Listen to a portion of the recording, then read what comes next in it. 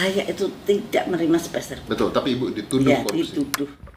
21 Mei 2020, Siti Fadila Supari muncul ke hadapan publik dalam sebuah konten video dari saluran YouTube Deddy Corbuzier.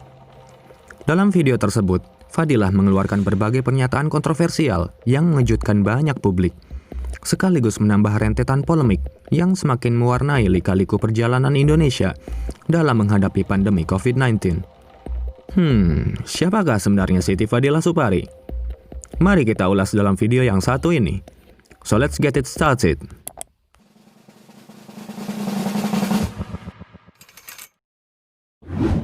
Siti Fadila Supari lahir di Surakarta pada 9 November 1949.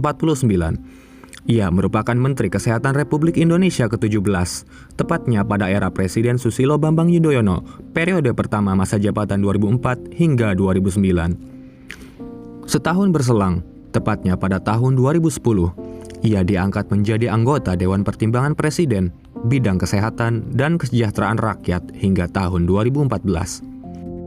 Sebelum meniti karir di bidang kesehatan, Fadilah menyelesaikan pendidikannya terlebih dahulu di Universitas Gadjah Mada, hingga menerima gelar sarjana pada tahun 1972. Kemudian pada 1978, ia menerima gelar master untuk program studi penyakit jantung dan studi darah di Universitas Indonesia, hingga mendapat predikat doktor pada tahun 1996.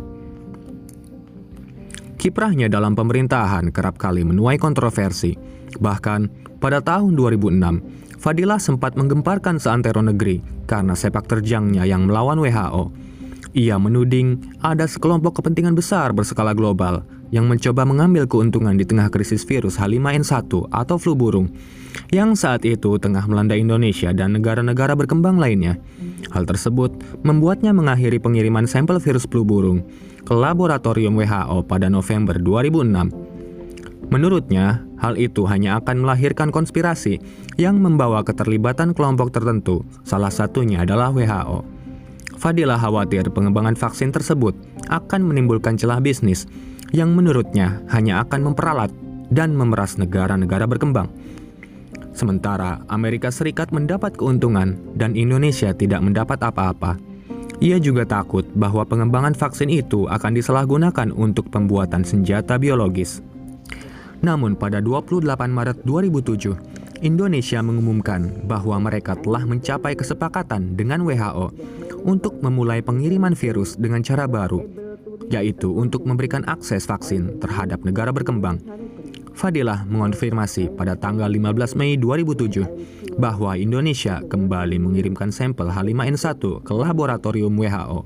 As you know, Indonesia will also immediately resume the sharing of our virus sample to WHO.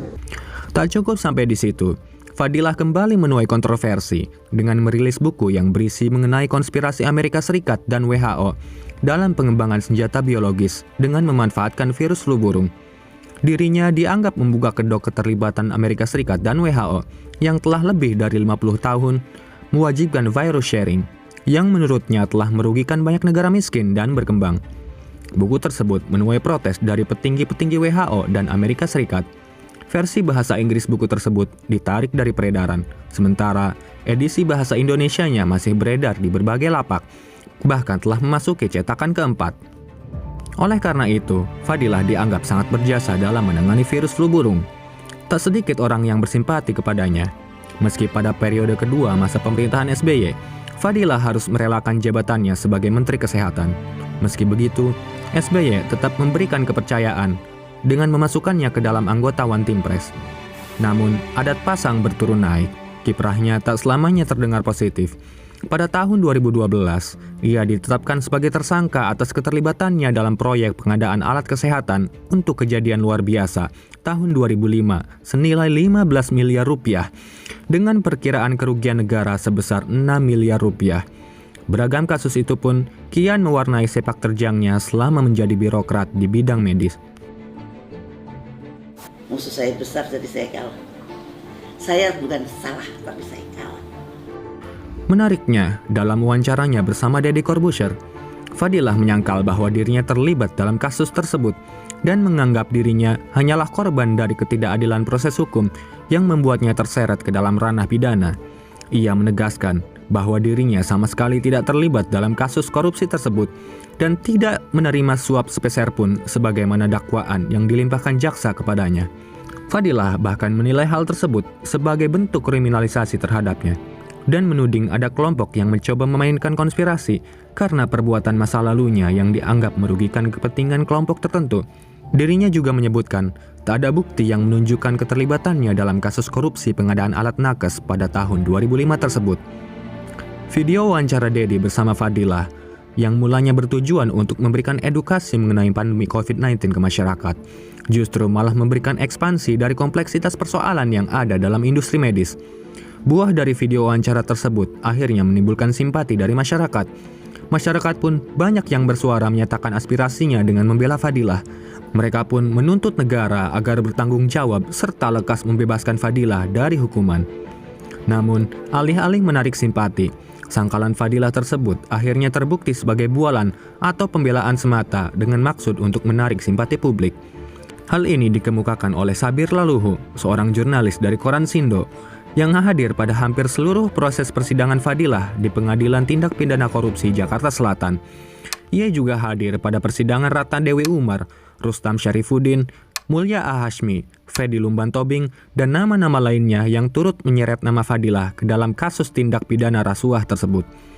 Sabir mengatakan, dengan jumlah saksi, ahli, dan barang bukti yang ada, maka dengan jelas klaim tidak ada bukti Fadilah melakukan korupsi atau tidak ada bukti Fadilah menerima dan menikmati suap dan tidak ada saksi yang bisa memastikan adanya perbuatan korupsi Fadilah. Dan itu nggak ada bukti, nggak ada saksi. Dengan sendirinya runtuh. Klaim itu gugur, ibarat daun tua yang gugur dari pohon. Menurutnya, klaim Fadilah hanyalah sanggahan yang sebatas asumsi. Dalam tulisannya di media kumparan, Sabir melampirkan berbagai fakta yang memperkuat keterlibatan Fadilah dalam kasus korupsi yang menyeret dirinya. Berdasarkan keterangan 40 orang saksi dengan didukung lebih dari 300-an barang bukti, serta keterangan ahli dalam persidangan, terungkap bahwa ada niat jahat yang erat dan dilakukan dengan sadar oleh Fadilah. Dengan Mulya dan Hasnawati selaku ketua panitia pengadaan barang dan jasa untuk pengadaan alkes flu burung dari DIPA tahun 2005 yang diubah menjadi DIPA 2006 dengan metode penunjukan langsung PT Indofarma. Ibu tidak bersalah. Kenapa Ibu bisa dipenjara?